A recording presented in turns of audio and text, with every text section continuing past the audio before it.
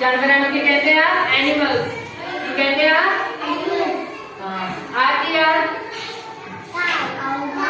काऊ गां। आती है कैट। आती है डॉग कुत्ता।